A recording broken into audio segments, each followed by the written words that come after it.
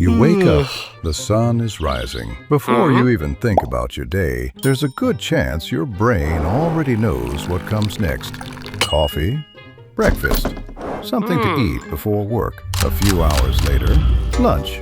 And when daylight begins to fade, dinner.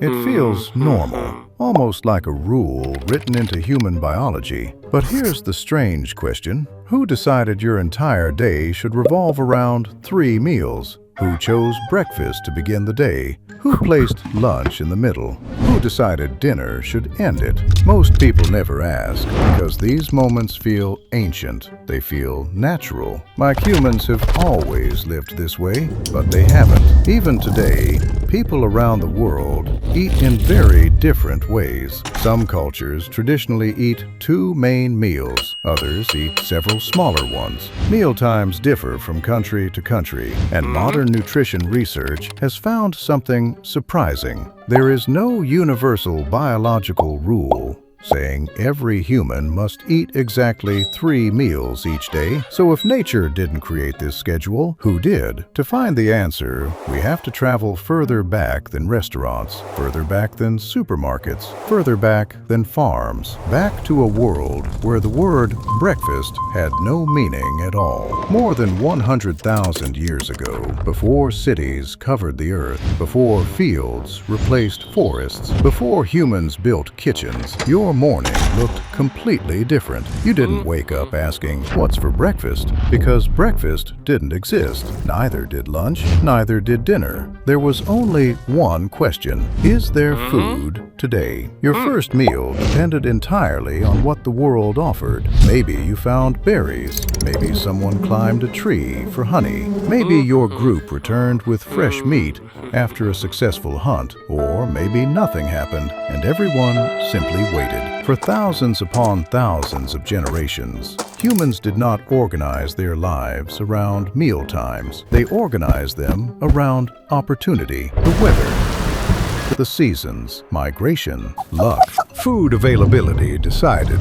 The clock did not. That flexibility became one of humanity's greatest survival advantages. Your ancestors didn't evolve to eat breakfast at 8 o'clock. They evolved to survive uncertainty. So what changed? How did a species built for flexibility become one that expects lunch at exactly noon? The answer begins around 12,000 years ago. Humans stopped searching for food and started producing it. They planted seeds, they domesticated animals, they built permanent villages. The agricultural revolution had begun. For the first time, food became something people could plan. Grain could be harvested, stored, protected. Entire communities no longer depended only on today's hunt. Life became more predictable. Work became more organized. At first glance, this seems like the moment breakfast, lunch, and dinner should appear. But history surprises us again. Agriculture transformed food production. It did not create one universal meal schedule. People still ate according to local traditions, climate, religion, work, available crops. If farming wasn't enough to create 3 meals, what was? Let's visit 3 civilizations that changed the world. Ancient Egypt, ancient Rome, ancient China. Each built remarkable societies. Each depended on agriculture. Each left behind written records, and each organized daily life differently. In ancient Egypt, historical evidence suggests many workers commonly ate simple foods, such as bread and beer, before beginning physically demanding labor. The goal wasn't to follow a universal breakfast rule. The goal was practical: energy before work. Cross the Mediterranean to ancient Rome. For many Romans, especially among the wealthy, the main social meal often came later in the day.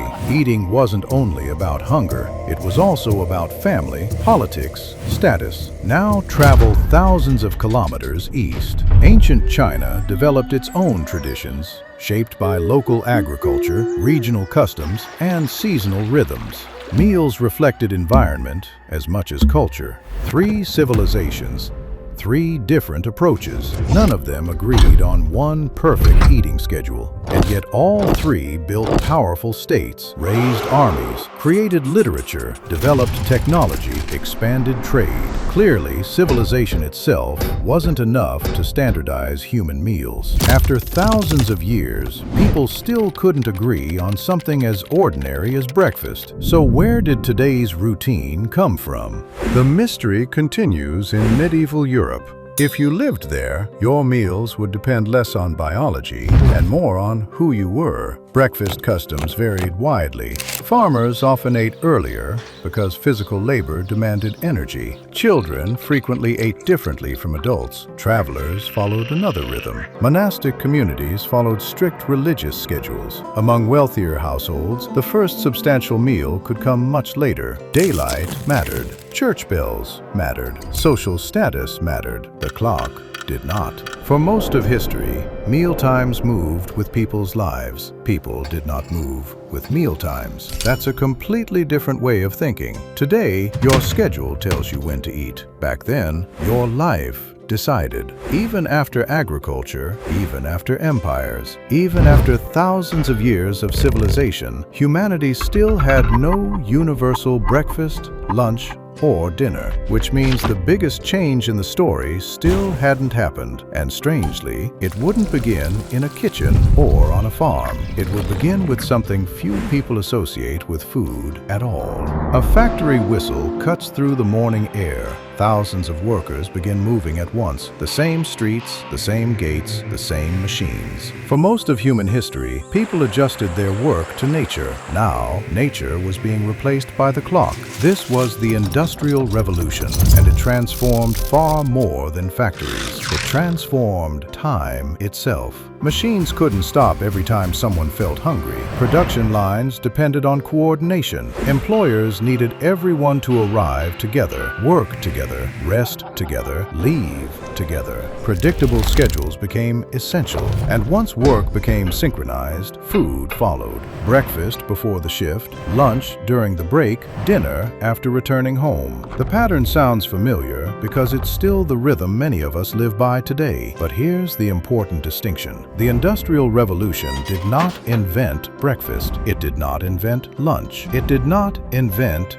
dinner. Those traditions already existed in many different forms. What industrial society did was something even more powerful. It standardized them. Flexible customs slowly became fixed expectations. One city's routine became another's. Factories influenced schools. Schools influenced families. Families passed those habits to their children, generation after generation, until a schedule stopped feeling like a choice and started feeling like human nature. Think about the journey you've just taken. History didn't create your hunger. It created the routine surrounding it. The next time you sit down for breakfast, you're not just eating. You're participating in one of humanity's longest-running cultural traditions. A tradition shaped by countless small decisions, repeated across thousands of years. A tradition so familiar that it almost convinced you it was part of human biology. Once you see that, it's hard to look at an ordinary breakfast the same way again. Subscribe to discover the hidden histories behind everyday life.